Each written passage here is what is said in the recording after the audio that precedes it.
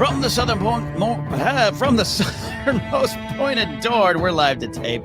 The lads of always winter in what is west of Westeros, and the shadows in the east. This, I think, is Casterly Talk.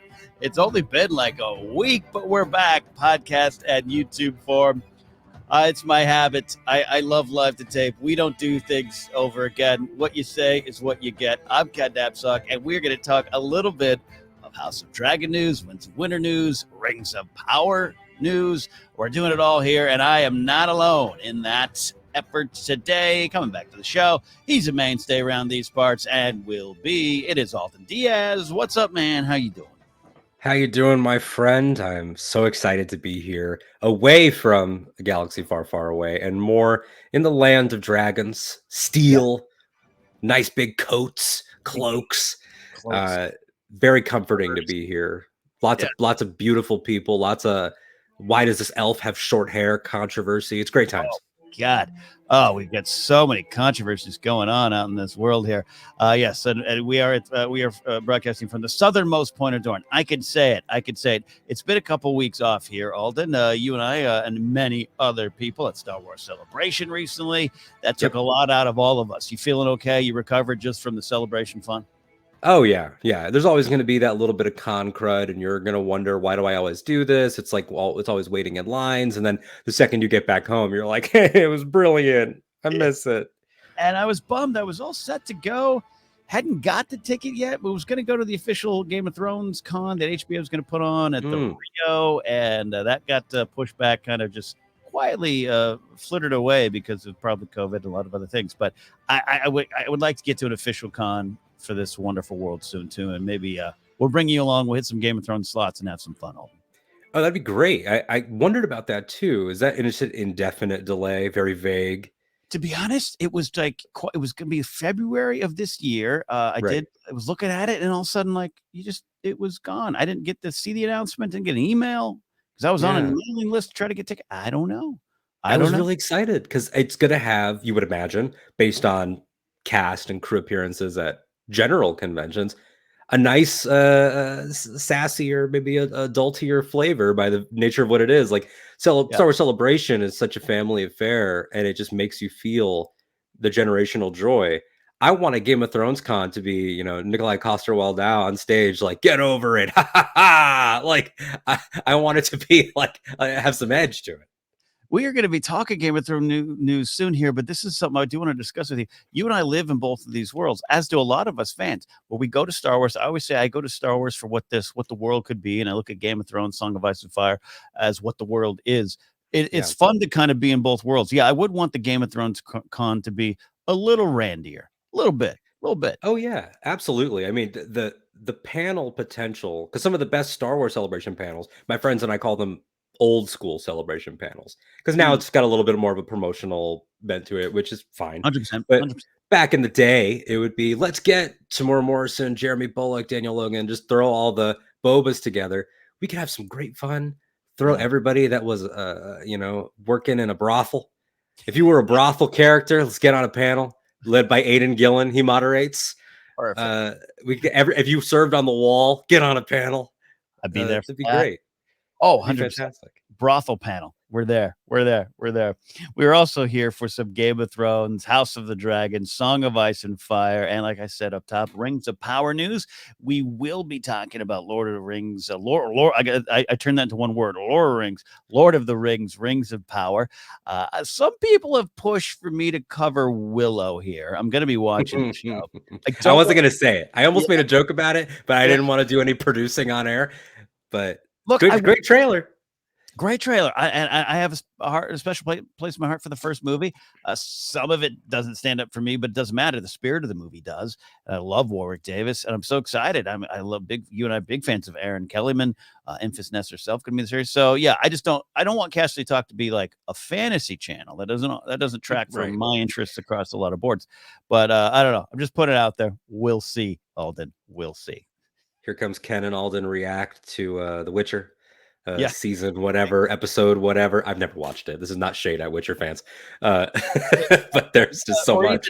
Vikings or Last Kingdom and all that stuff. I don't watch all of Yeah, them. Great shows. I yeah. don't doubt it. And I had a conversation over breakfast with my good friend Joe Starr. Was like, you do the fantasy channel. I'm like, I don't really watch fantasy. I watch Game of Thrones. I read Game Yeah. of Thrones, and Lord of the Rings as well. So we'll And there's see. always that expectation, with our friends, with even strangers. Oh, like sometimes people will hear me talk about Game of Thrones or Lord of the Rings, and they will naturally assume, and I don't Mhm. blame them, but they'll just segue in and be like, oh, and that, it's kind of like that scene in Witcher. And I'm like, oh, I haven't seen Witcher. And they're Yeah, surprised. Oh, I haven't seen Outlander. And they're surprised. And it's like, there's a lot to consume, yeah. So A lot to consume, and you and I live in the Star Wars world a lot, but we love living in the Song of Ice and Fire world, and that that's specific. The Song of Ice and Fire world is this entire thing here, this world of Westeros, but also it's the books. And lest we forget that book is out there. We're still waiting for Winds of Winter, and George R. R. Martin took to his not a blog, as he often does, to give a little bit of an update, and we're going to dive in. We're going to pick it apart, Alden.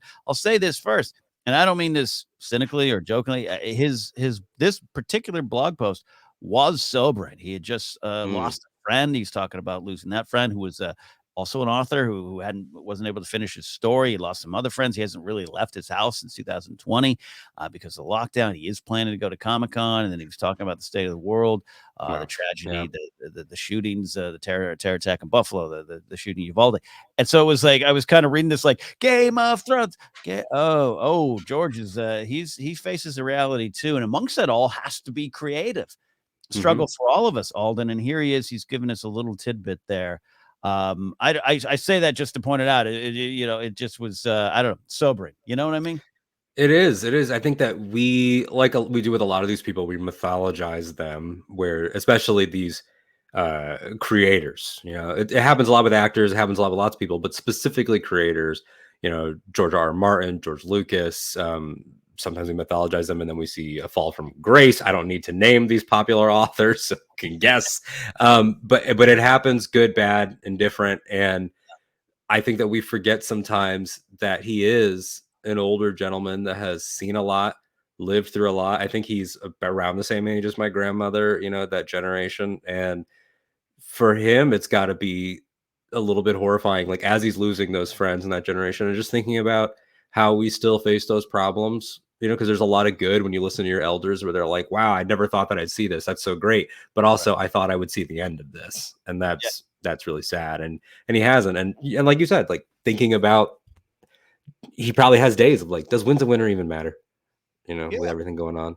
Tough to get out of bed. Yeah, I understand it, and especially the last 2 years, and it's interesting too. We you and I love themes. We love diving into what Star Wars is about, what Game of Thrones is about, all this kind of stuff. It's what drives us to a lot of these discussions. It just makes me think about a lot of what the Song of Ice and Fire is. It is this wonderful fantasy tale. It is a tale of destiny and all these things, but it Mhm. draws a lot from history, and I think it's undervalued how much George is putting into a story, and then therefore I think the creators who then adapt this material still put in the story that what this world, I talk about Game of Thrones being about what the world is. I sound like the Hound, but then like the Hound comes to the end of it going, that's horrible, and look at the effect of it. And I think I wonder how much is that's in George's mind too. Nothing's going to change any plot points or anything, but this is the world, and what this world does to you is one of the things I think he's writing about.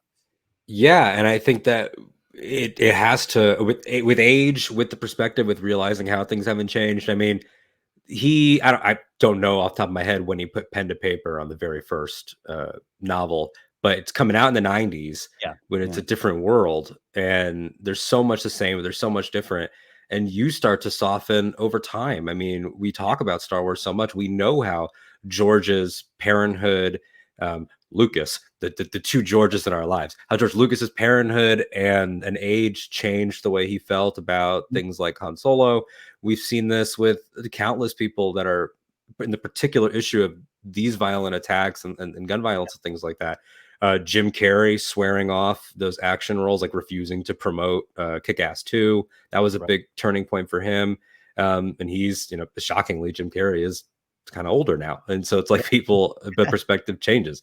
Yeah. So it is interesting to think, like, does he look at those perspectives like the Hound and start to grapple with them maybe in different ways, or gravitate towards certain characters less? We'll talk a little bit Yeah. about how there are characters that he's finding ease, but also difficulty and breaking certain things, but not other things.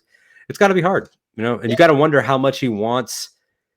Because I would argue, while not a perfect hero by any means, and while he's made some key mistakes, someone like a Jon Snow, particularly with the Free Folk, there is a huge element of inspiration there and taking Yeah. lessons and passing them to the people. You got to wonder how much more responsibility he feels now for his heroes to be heroes Mhm. in a story about Gray. Yeah, and how they choose to be heroes and the why of it, all those things we love. Yeah. Well, let's dive into this then. Yeah, thanks for that. That was not planned, but I just it's been on my mind Yeah. as someone who has poked that George R. R. Martin bear of, hey, finish the books, finish the books. I can only imagine that as the world gets tougher, as he's writing this pretty serious story. And I think a lot of people have this picture of George gleefully going, "Who am I going to kill next?" And that's probably part of a little bit what he approaches. But I think he's got a story he's telling here. So let's Yeah. dive in story here. He talked about he finished a bunch of Cersei chapters and is wrestling with Jamie and Brienne, like their Hmm. chapters and how to wrap up the story. Again, we're going back to this is where you kind of take the HBO Game of Thrones hat off and put it to the side and kind of try to remember. It's been a while since I've read the fifth book. I'm trying to remember when I finished that last. I was poking through a lot of the books again before season 8, just reading chapters here and there. So even I have to kind of remember where he was in his story. Right. But let's look at this. Not that he didn't struggle with the Cersei chapters. What are your thoughts on what that might be? Any hopes for Cersei at this point in her story, in his story? It's interesting because there's always, as much as we take that hat off, there will always be the lingering it's not even myth, like we know it happened, but we'll never know the true contents of what were these notes, what were these Yeah. things, what were these, this is where I'm going, directions, whiteboards, whatever that were given. And my, you know pundit brain, I try to turn it off, but you immediately are like, well, if he got through this easier, then maybe it was the thing that was consistent. And Yeah. so you Yeah. start to think about, is the Cersei arc that I saw the Cersei arc that more or less would track?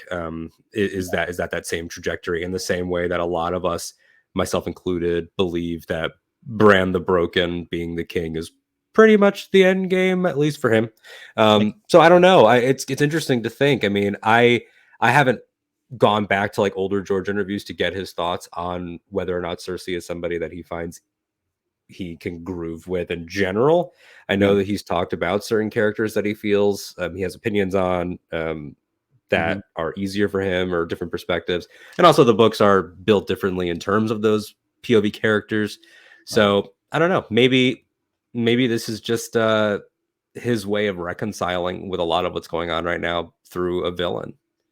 Yeah, and hearing her side of the story for sure. Not that you always need to hear the villain side of the story, but I think the shades of gray we love that the series plays with would beg you to kind of dive into Cersei a little bit more. And again, this is as someone who has read all the books, read them twice, but it's been a bit. I have to admit, it's been a bit, and some of the details do.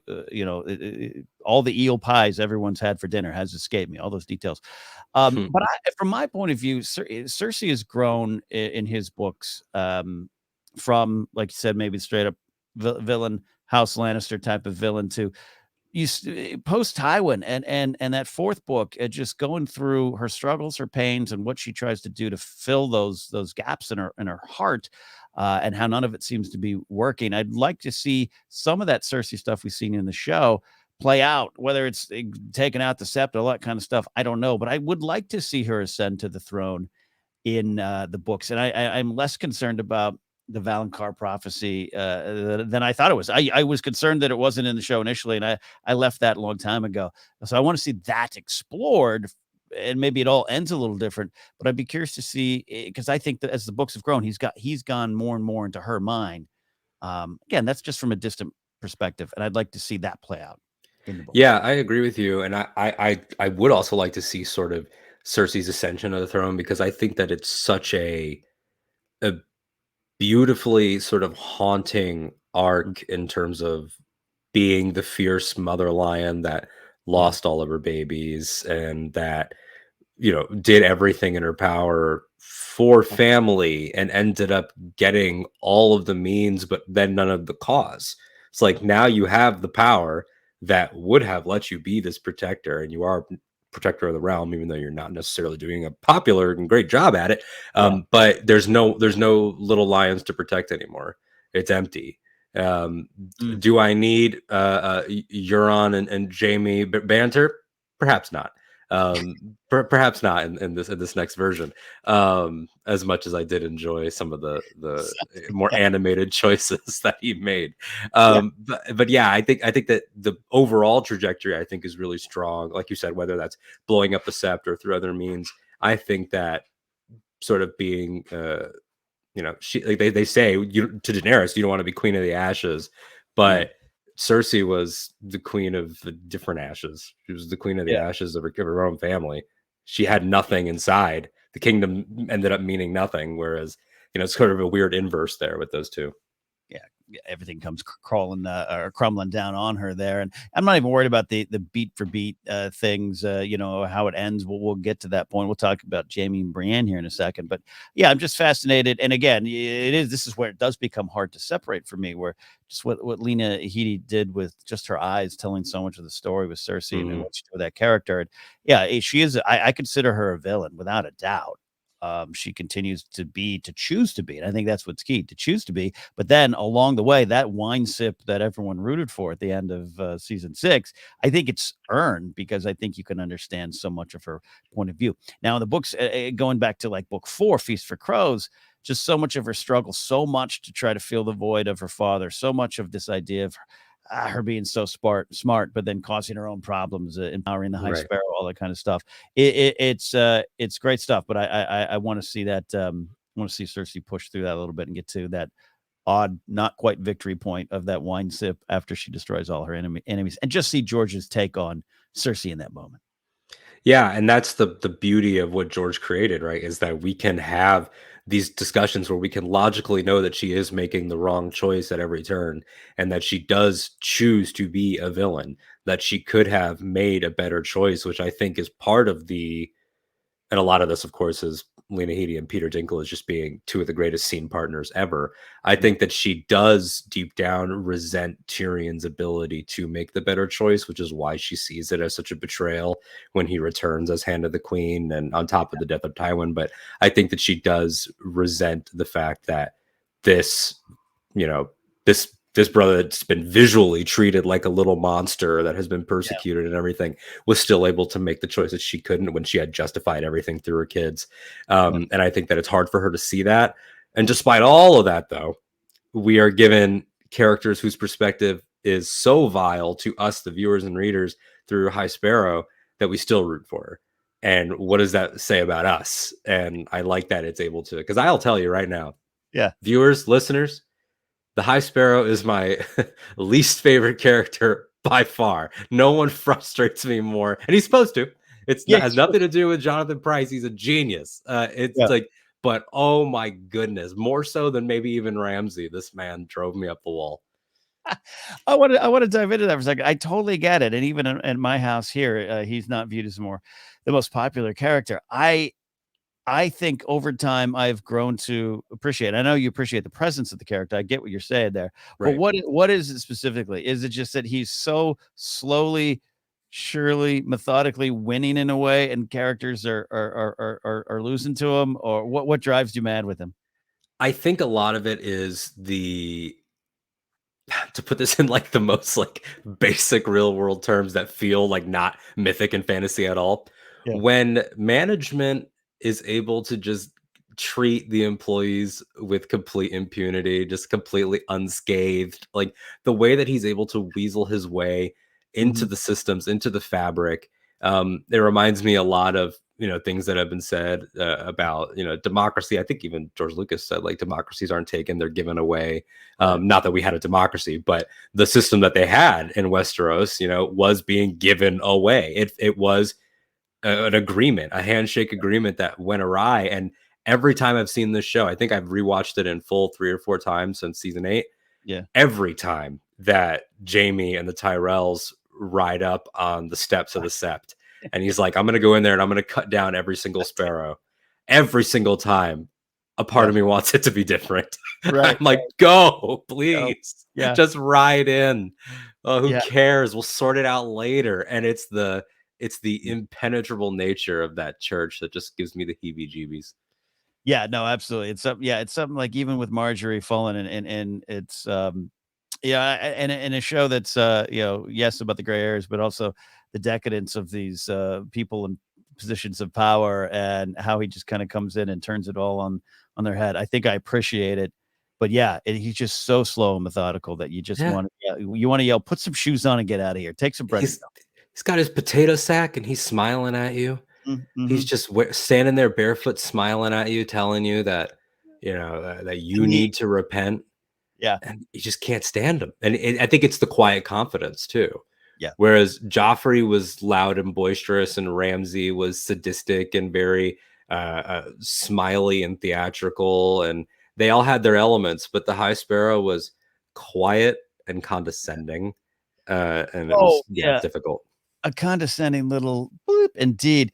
But there's also a part of me that because these are characters that I love: Marjorie Tyrell, Cersei Lannister, even Tommen, right? And just to see it happen, I also kind of look at the High Sparrow and go, he's just, I don't know. It's like the series finale of Seinfeld. All these characters probably do deserve to be locked in a prison, little jail cell, and he's doing that. And so I root against him, but I'm always like, maybe if you listen. But anyways, interesting side conversation to Yeah. get your on that and to see how some of that plays out a little differently in the books or where George hits. We never like to pit the two properties against each other. It's two kind of separate versions of the story to enjoy. But with George being it being his story, I'm so curious to see how he handles that. The other thing he mentioned was, and I will close with this book section with this, is that he's wrestling with Jamie and Brienne.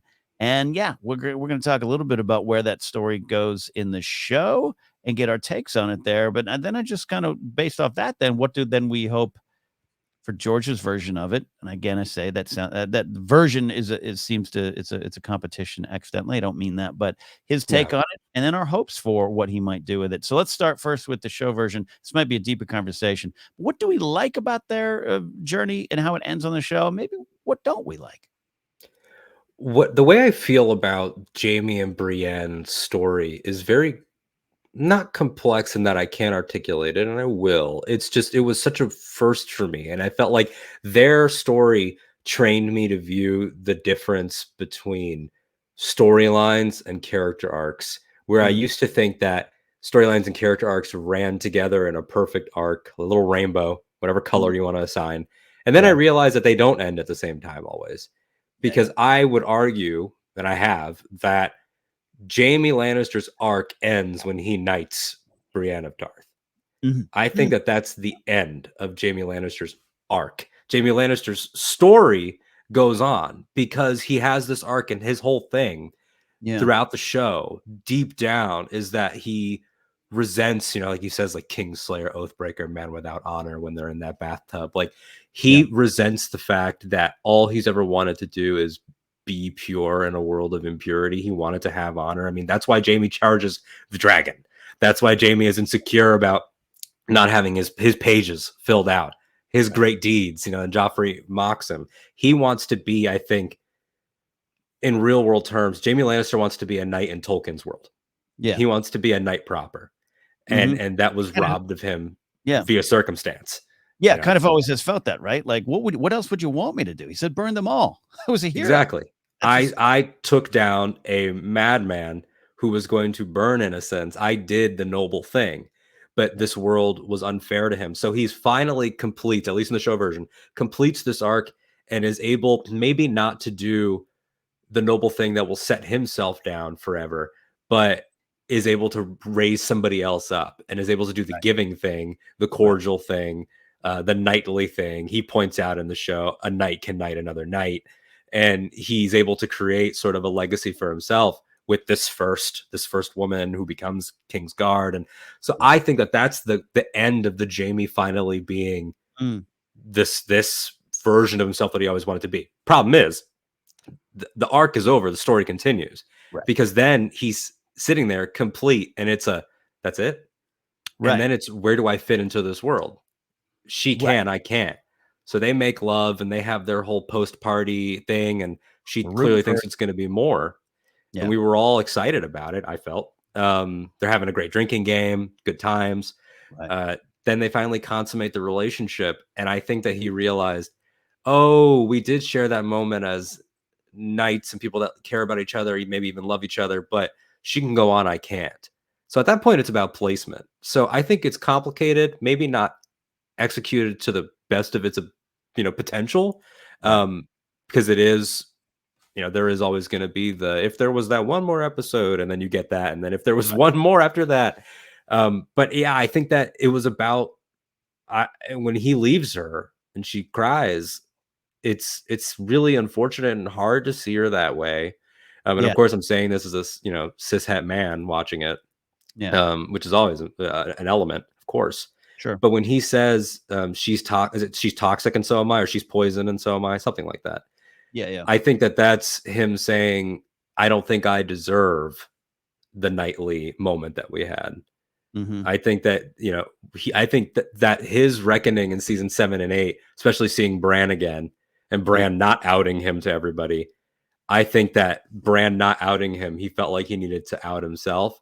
And the Yeah. only way to do that was to give himself a villain's ending, which in a lot of ways is like, I need to, it reminds me a little bit of light spoilers for Breaking Bad. It's been over for like 8 years. I've got to take myself out. Hmm. I've become the problem. I'm going to make the choice. Yeah, I really like this take, and we're getting we're in season 4 on the rewatch here around these parts. Casterly Talk, I definitely want to get you back on for some of those, and it is that part. I think it's just there's a case of you root for Jamie to have what you say is an arc, and that arc might be destroy Cersei or win the day, and I think we want him to be that Tolkien knight because I think we see that he's worth that, and I think it's a realistic struggle that he never fully sees that. I love what you said about him bringing Brienne up to that level and then beyond and pushing her beyond and just feeling, I can't break this. This is an addiction. Cersei's an addiction. But also him being told all along the way that he just, one of those powerful moments in season 3 with Brienne where he's just like, here's who I really am. I'm the Kingslayer, but this is what I did. I love it. Marked me wrong and crazy and disgusting, but I love my sister and I want to be. That's what I am, Mhm. and he can't be that, and so that's it's part of the effect of this world. He And can be again, nothing that he wants to be. He can't yeah, be the partner, can't be a father, and he's held his mm, children as they die. as they die every Um, time almost. and Um, yeah, either having been there or with Marcella, like mhm. he has witnessed it all crumble just as much as Cersei has.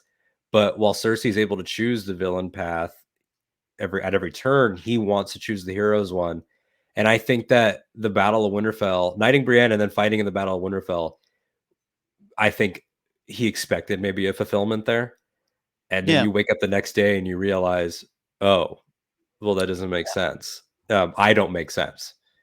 Yeah, Eh, it's to borrow like an old church camp term, it's like the fire on the mountain feeling when you come down the hill and you're ready to live that life, and you're like, oh, it ain't working. The adrenaline's gone, Yeah. and a little bit of that. And again, this is you and I interpreting themes, our perspectives, always something we want to consider. And yeah, some of the things that might have been done, not necessarily done wrong, or just that's what they chose to do as storytellers, and it didn't hit. I think some of the beats with Euron don't really completely connect with me. I think that's fair, but also I think a lot of people just had their hearts broken by Jamie with the brand situation. Yeah. That's just kind of what happens sometimes, and it's not necessarily Yeah. right or wrong. I'm with you on the Euron stuff where part of it is, I was going to say filmmaking, but television making, although at this point the lines are so blurred. Yeah, Um, did I feel like that was the most cinematic ending for this character? Was the sort of water, very rough and tumble, hand to hand, and then a stabbing. Like, but at the same time, it is this world yeah, where you're not going to get the last duel of the kings. Like it, yeah, yeah, you almost are struggling with what you know of the world versus what feels right. Knowing that it is the end of the show. When it comes to the Brienne of it all, though, I think that's where I think there is the most nuance and the most understandable, even straight up anger at what yeah, happened, because she has been this pillar of strength and this pillar of knighthood, which is why it was so awesome to see Yeah, yeah, that moment, and Tyrion, Sir Brienne of Toth, and everyone claps. Like, that's so beautiful.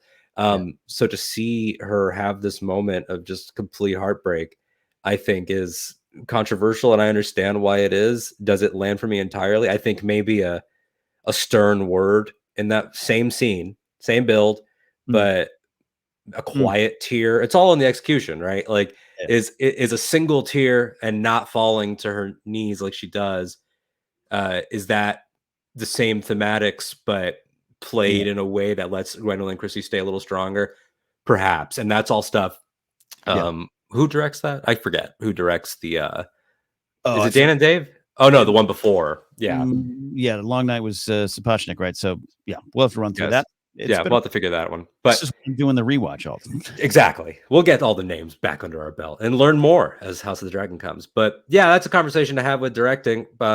Yeah, But all that said, I do think that the writing his page um, in the book is yeah. lovely. That moves me every single time. It does. Yeah, lovely indeed, lovely indeed.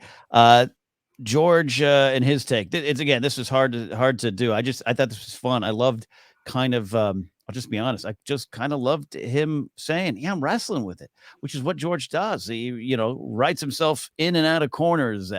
We'll have 9 books by the time he's done with this because this is how he approaches it. One of the reasons it takes so long. You write how you want to write. He's been very successful. So I kind of liked, not that I like to see him struggle, but I liked to him coming to these 2 characters and going, "What do I wanna do with it? What do I feel needs to happen?" And, we don't get the confrontation with the Hound, with Brienne, with it that's all obviously playing out differently. Yeah. And, what his takes again, it all comes to I'm just curious about his takes. And it's not even that because he's not following some ironclad plan in his own mind.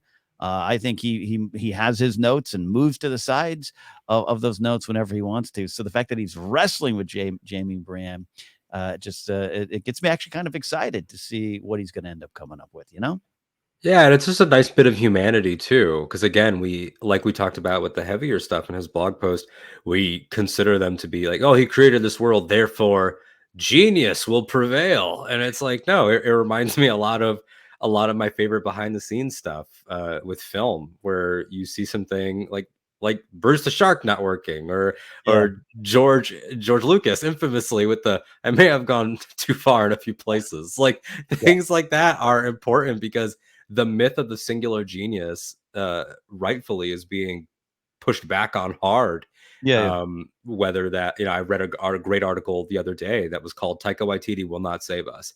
And it was an article about with love for Taika, but it was the stop doing this until he has a misstep that and Mm, you all turn on him.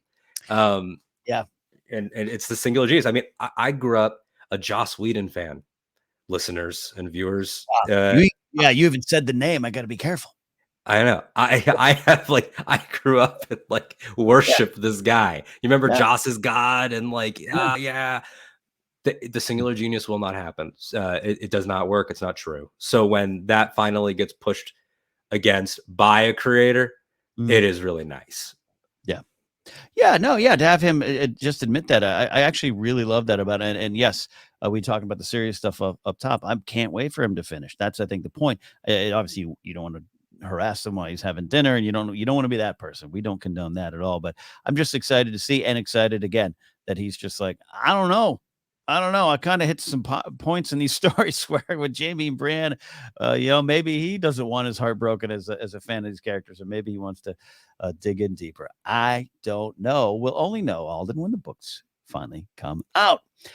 George in the blog goes on to say some wonderful stuff about House of the Dragon. He's watched cuts of all 10 episodes. The effects are still, outstanding, but he really happy with the stuff. And yes, you could say that is not a surprise. But George speaks his mind, and he spoke his mind in this blog, where he even said that House of the Dragon is telling his story. His story. Very clear. That is something that might be, I don't know, Alden, you tell me, too snarky, or is it helpful for the show House of the Dragon by saying, "Hey, don't put down your rocks. You don't need to stone the show yet. If you have some feelings about how Game of Thrones ended, And that roadmap conversation, they're on it, and it's my story. What do you feel about this? Too snarky, just right, or both? I feel like it's a little bit of both, and I think it's sort of a case of like generous versus realistic reading, right? Yes. Generous reading, if I was really um trying to give everyone every bit of benefit of the doubt, you could make the argument of, well, it's the written word. He says his. Maybe Yeah. that's just to assuage people that are afraid that HBO is going to take what they want from Fire and Blood and mix it up. Not dissimilar to our conversations that have been happening about Rings of Power. Yep. What is Amazon doing? What do they actually have? Did they just mishmash things and change timelines? It could be a statement about that. It's mine. It's my story, i.e., Fire and Blood. That said, that's the very, very generous reading. The realistic reading, I think, is that he is aware Mm. that his baby, like or dislike, is irrelevant. It became a controversial beast by its finale, Yeah. um, more so than it had ever been, and he knows that. And his name is on it, whether he stepped back or not. And we'll never probably know. I mean, who knows? It's George R. R. Martin. Maybe he will say it on his like 90th birthday. This was my favorite part of season 8. Good night. Good night. But I it's did this part interesting. well. Yeah. Yeah, exactly. I thought that it was fun when Sam suggested democracy. That's it. Mhm. But yeah, it's interesting that he says this. I do think that it a little bit is the post season 8. Yeah. Not press. I don't think that George R. R. Martin is a very media trained individual.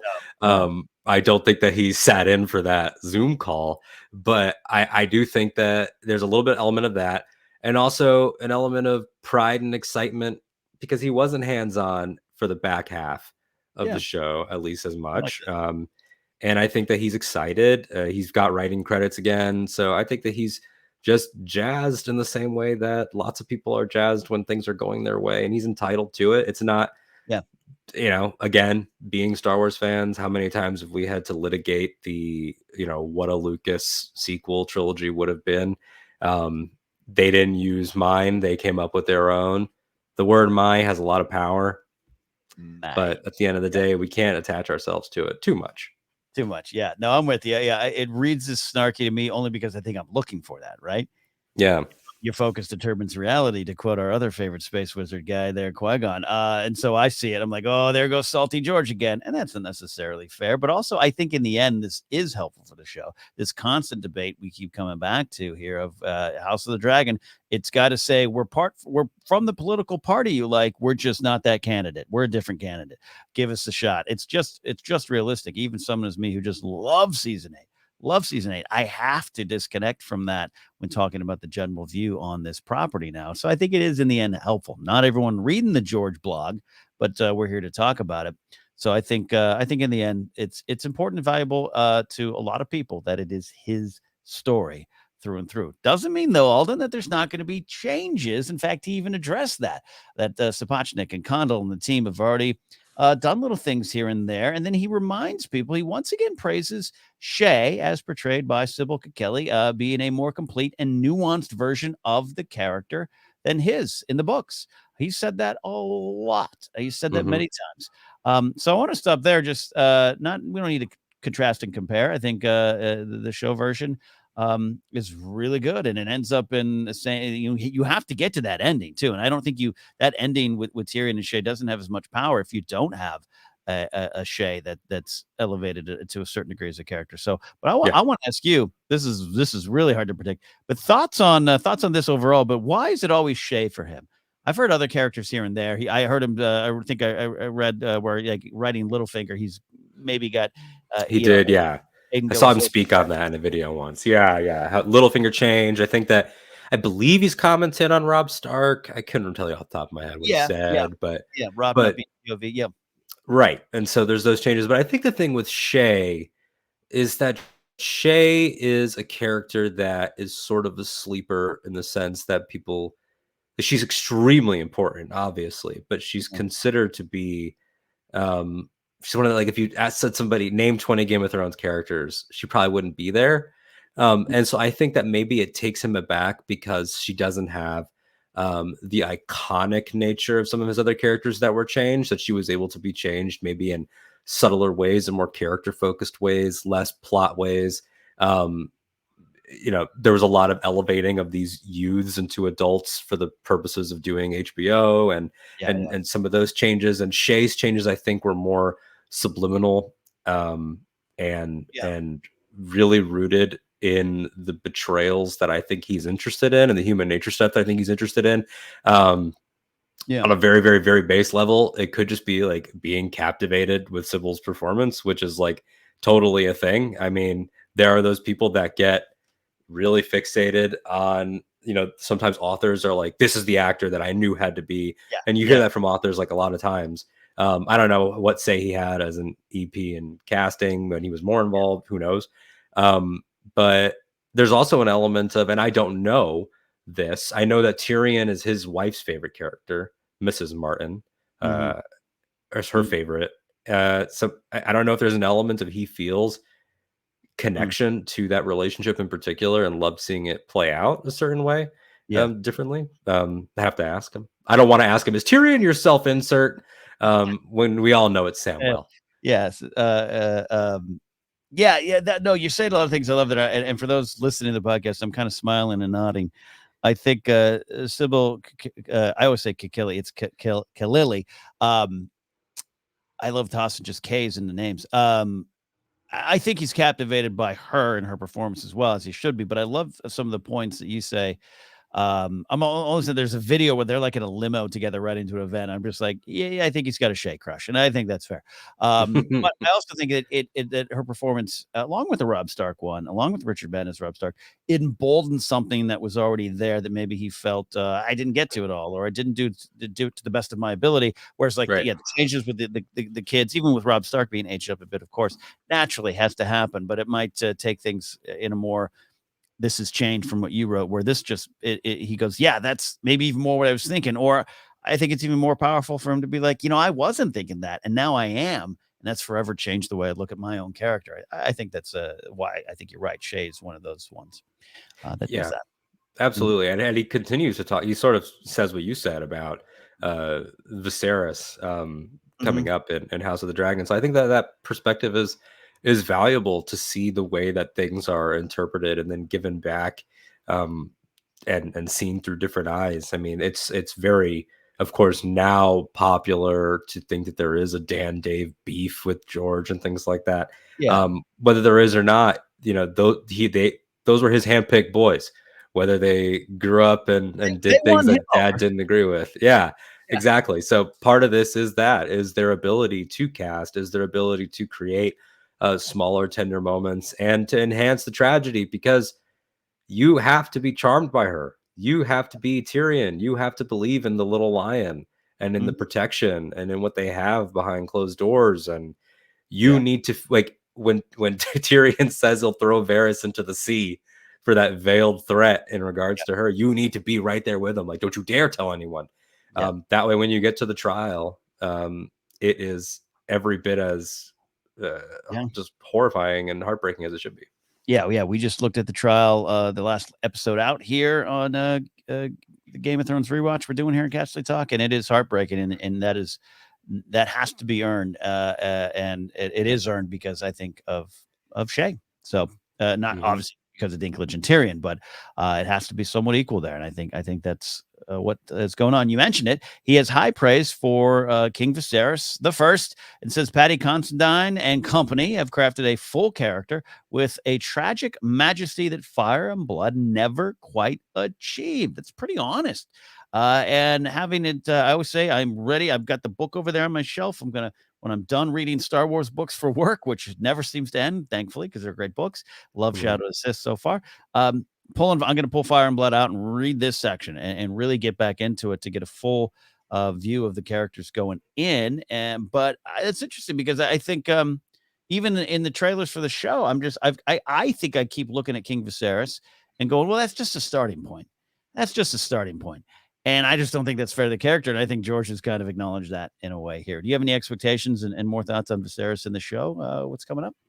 I don't know if I have expectations, but I will tell you, sometimes the pairing of words like tragic majesty Yeah. just excites me so much, because Yeah. that is sort of, uh, this world humanizes people so much, right? Where you might have a brief moment when Robert Baratheon arrives to Winterfell in the pilot of being like, wow, the king. And then you're like, oh, I get him now. I understand this guy very quickly. Majesty is hard to maintain. Presence is hard to maintain in the world of Ice and Fire and Game of Thrones. The HBO version, we've seen these actors do a great job of taking your archetypes and just breaking them immediately. It's very hard for somebody to maintain in this world of gray, in this world of, you know, the tax policies and the betrayals and the you know, fire and blood. It's hard for anyone to have a sustained gravitas because we just know that they're all weirdos behind the scenes. They all have damage. So Yeah. I'm interested in a king from when kings were kings. Yeah, no, that's interesting. I love that. Yeah, and yeah, who didn't love Robert when he got off the horse? And it took me years to realize Robert had a lot of mistakes. I still kind of like him, but yeah, Yeah. no, and this is and it is key to the story that it does start with him, and this is especially if you read that history book and you know even just a little bit of the in-world history.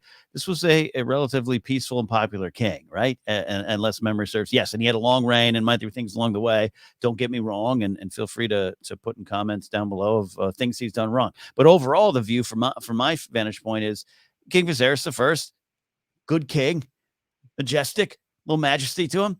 And following him and his life is just one of the most darkest, brutal periods that threatens to take down the dynasty and destroy the land, the actual kingdoms, actual people in its wake. And I think I want to feel that balance. I want to feel that loss. I want to feel it. And if it's tragic, it makes a lot of sense. And they need to build that up. And it sounds like they are, which is exciting. Yeah, it's exciting for him to once again get attached to a certain take, a certain performance. Him having seen pretty much the entire season tells you that he has a full picture and a full breadth of what Patty is doing with Yeah. the role. So it's exciting to me to have, like you said, sort of that fall from grace being set up with such a great Right. presence, with such a great role, such a great character. Yeah.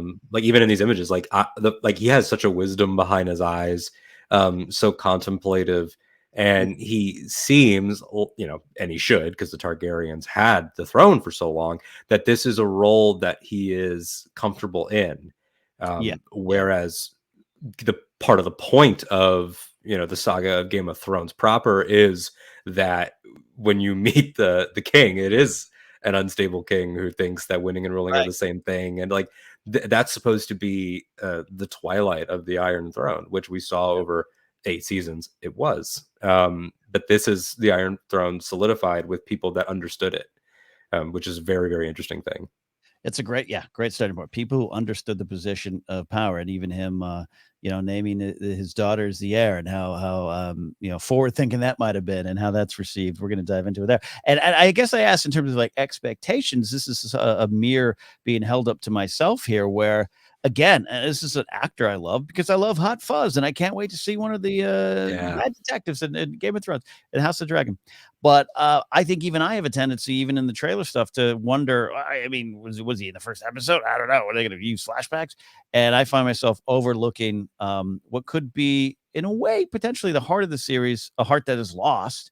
And yeah, so this is. I just really like to George highlighted this, and that it spoke to him, and that it was something that he didn't quite feels that he didn't quite achieve in his book because he was maybe perhaps even focused on what comes after, which is big stuff. But Yeah, absolutely. And you have to wonder too about producers in the room, writers room, the whole energy, like, because it is iterative, and no matter what, there will be people that join in here with House of the Dragon, but there will also be people that watched all of Game of Thrones. Probably, I would wager the majority of the viewership when this starts will be Game of Thrones fans. And even though there are prequels that are designed to be watched after, like I maintain, Better Call Saul is a sequel to Breaking Bad that takes place in the past. It's not necessarily a prequel. This will be, but you're still going to have those mirrors, and you would imagine that somebody in that room is like, is Viserys our Ned Stark? Is this the guy that we can get right. everyone to buy into? And then when we do the thing, people will say, we're back in that rhythm where we've Yeah. kickstarted in a paralleling way. That I love that you brought in Ned Stark to the conversation, and yeah, could it be? Is this an episode 9 reveal? You're kind of touching on that too, but just the parallels of the heart. And I would still say that there's an absolute tragic majesty to Ned Stark all the way to the end.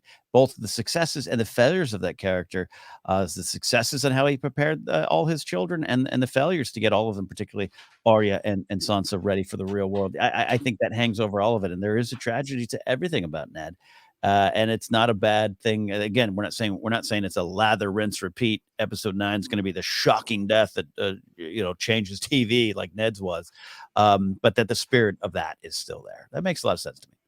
Yeah, and to be clear, if it was, I'd love to feel that again because I'm still reeling all these years later. It's still one of the greatest things. I said this about the Yeah. easy young dire wolf, easy. I said this. Yeah, he heard me bring up the Starks and he got into his little wolf mode. Yeah. I have had those moments, like I said with Jamie and the High Sparrow, of please let this time be different. There is not a single time that I watch Baylor that I don't want it to be different. Not a single time. Yeah. No, it's definitely one of those "where were you" moments there. So that is Yeah. our look at the world of House of Dragon. Of course, the show it's racing towards us. We're already racing towards July, so pretty soon it will be August. We'll be ready for House of the Dragon. Stick around here for some nice. We'll get you prepped up for some of this stuff too, and I got to get prepped up for myself. I like I said, we're pretty honest here. Casterly Talk. We are more than just casual fans. Indeed, we read, we research all those kind of things. But it's been a while. I feel as though Alden, I have to get back into like Game of Thrones watching shape. You know, we're in Star Wars watching shape all the time, you and I, because of our other podcasts and jobs. I watch Game of Thrones still. I'm doing the rewatch. But we're just like you have to I feel I need to know the lay of the land better. I need to remember more events, which it doesn't. I don't want any of that to distract me from taking in the story. That's why I'm here first. What is the story happening in front of me? What is it saying? What is it saying about our world? What is it saying about the characters in this world? But at the same time, the timelines, the maps, I'm starting to get that panic feel again. Yeah, and it's interesting because like I wouldn't say that Star Wars is or Marvel or anything that you're watching. I wouldn't say that there's like easy listening for TV and classical and things like that. But I will say that there is something about the involvement of Ice and Fire that is different than Star Wars. Maybe it's because we live in it. Maybe there are people that feel the inverse, that they're like, oh, when Obi-Wan started, I needed to put down my maps and pick up my galaxy map. So maybe it's a perspectives thing, but I do think that it's sort of a little bit of a gear shift, especially with, like you said, like with the show also doing with Rings of Power as well. That's the other thing too, is that like now we're going to have to do it doubly so. And now I'm going to be thinking about not just the Seven Kingdoms, but also the Shire and also the mountains and also these things. And they say can't cross the streams, can't cross the, I don't know, cross the bows and arrows, cross the dragons. There's dragons in both. So I don't know. It's going to be interesting. Well, let's wrap up today with a little look at the Rings of Power and the 5-year plan. The story emerged a couple of days ago. I thought it was interesting. Again, I'm just excited for Rings of Power, excited to see what they've come up with. And yeah, there's a lot going into it, a lot of controversies already, not the ones that are just based in pure racism and sexism and all those kind of things. We don't acknowledge those here, but just the estate and where they're drawing from the stories. It's pretty fascinating. But at the end of the day, I'm just going to sit down in front of that TV with my maps and get the story they're telling. And they have a 5-year story. That's what has been put out there. JD Payne and Patrick McKay, part of the showrunning team here, have said that we have a 5-year plan down to we know what our last shot will be. Now, we should note that only 2 seasons have been guaranteed in a way from Amazon. I'm sure they're wanting it to go the distance. Bezos, being the Lord of the Rings nerd that he is, all this money he spent to make this little nerd dream come true. But I want to talk about it here where this is a little bit of the Game of Thrones effect. This is both in positive, negative ways. The fact that I think even Rings of Power is a show is a Game of Thrones effect, but also the fact that the creators I don't know if they need, maybe I'm wrong here, Alden. I don't know if they need or feel they need to say we've got 5 seasons, but is this at where we're at in terms of an audience where we just need to be reminded, don't worry, this is all planned, or don't worry, we got this whole thing in mind. So give us a little patience, give us a little understanding along the way. I do think it is a fan culture thing, and it frustrates me a lot. And I think I Yeah. don't think it's good.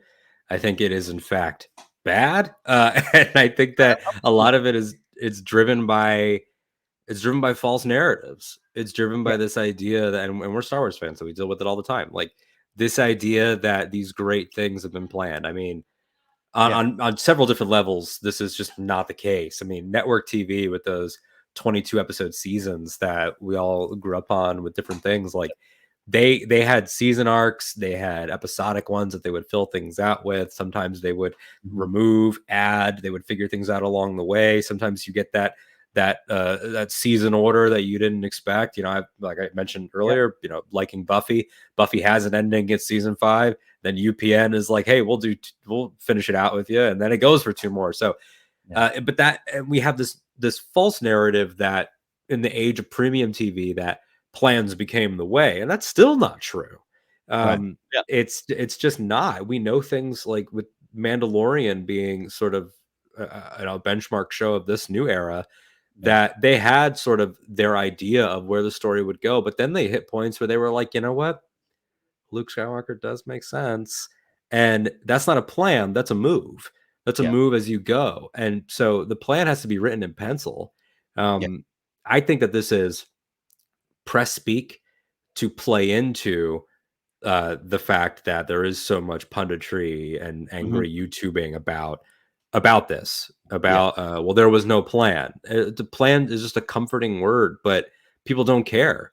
Like I Yeah. reference Breaking Bad a lot. Breaking Bad in its final season gives its main character a 50 caliber machine gun before a mid-season break, and they admitted we gave him that gun without knowing who he was firing at.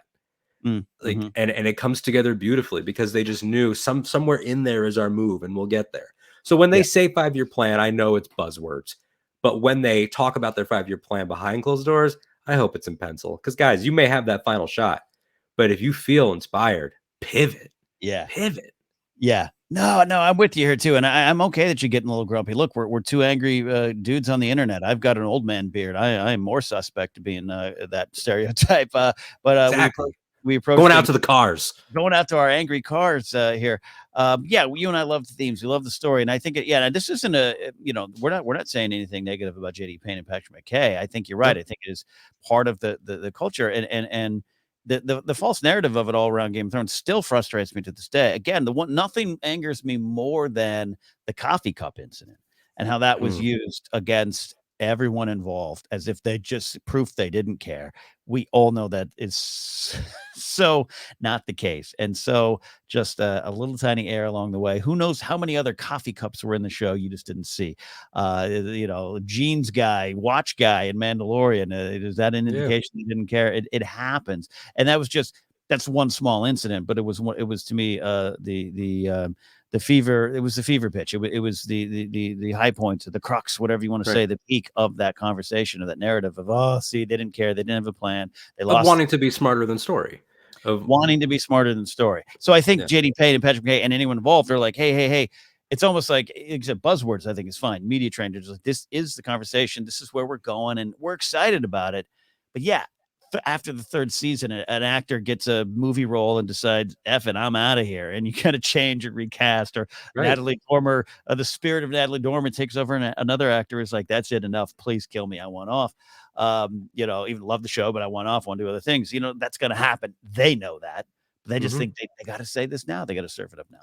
And they don't know what's going to catch fire either, on the positive side of, oh, let's crank this up. Let's add more. Let's make sure that we can deliver on this. Like this has been, we live in this age of that dialogue for good and for very bad sometimes. But if, if Elrond is trending Right.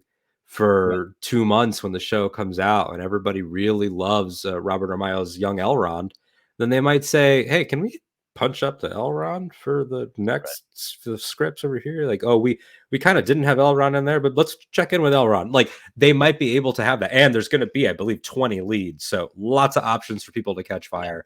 Lots of options for expansion. Again, it's one of those things where it's a safe bet that this will get its 5, but it's, we'll see what happens, because I believe if you run the numbers very quickly and just, in a rudimentary way, if the budget was consistent, by the end of 5, it'll be $1 billion. So it's this is a 5-season $1 billion plan. They have to have that flexibility in there to do what needs to be done, because that's a lot on the line. It's a big brand name. Whether people realize it or not, it will always have the conversation of Peter Jackson lingering over it, no matter how much we try to distance ourselves. And who knows how much they will try to distance themselves. We still don't really know.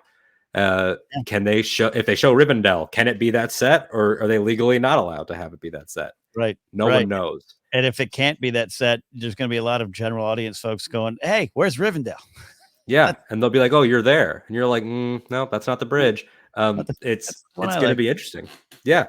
It's a really, really interesting and difficult time, I think. And I think plans is a very comforting, saying plans is like saying, it's like when a cast member says, like, "We really became a family on set." It's like, could be true, but it's also just a really easy default thing to say. Yeah. We're gonna just play one game at a time. If go pulling from the sports world, and again, this is no indictment of Peyton McKay or anyone there involved in the show. I'm so excited, but I think Buzzword is right. I think just that what they kind of have to say, and then I don't recall prior to season 4 or 5, I don't know, Game of Thrones, when that really started to emerge, and then it's just I'd never heard that before. Even and then it made its way to Star Wars too. The plan. I get it. I'm a creative myself. I've pitched shows. You got your Bible. You got your 3 seasons. I absolutely love. I think they could be working to their final shot. And why wouldn't you put that down to paper and go, "This is where we want to get to"? There's different ways to get to it. I'm sure they understand that. But this is a statement that, it's interesting to hear in these modern times, Alden. These modern times. We didn't have this on Wings. They didn't worry about the Wings plan. They just 22 episodes a season. No Wings plan. There was no oh man, what was that show called? I was gonna try to make a joke and then I forgot the name of the show. You're Single Guy with Jonathan Silverman. That's what you're thinking of. Right? Oh yeah. Oh, 100%. That's exactly where I was going. Yeah. But really, I mean, like, it's interesting. And I can't help but be a little cute about it when I think about these 2 shows on Casterly Talk at the same time. Because the parallels creatively too of like this big thing, and it rests on the shoulders of 2 younger white dudes that don't have the resumes that people maybe think that these showrunners would have, and they come as a pair and they're experts in the material and they won everyone over. And I just like, Dan and Dave need to give these guys a call. They need to have a cup of coffee. A crash course, if you will. Well said. It's the Game of Thrones effect, indeed. The legacy show lives on in so many different ways, and George's story. Alden, always fun to sit down and dive into the news, talk themes, talk a lot of things, talk the High Sparrow and his dirty feet. Thank you so much for joining us here. More with you soon here. But you do a lot of other things. You do talk Star Wars. Where can they find, follow, and listen to you, my friend?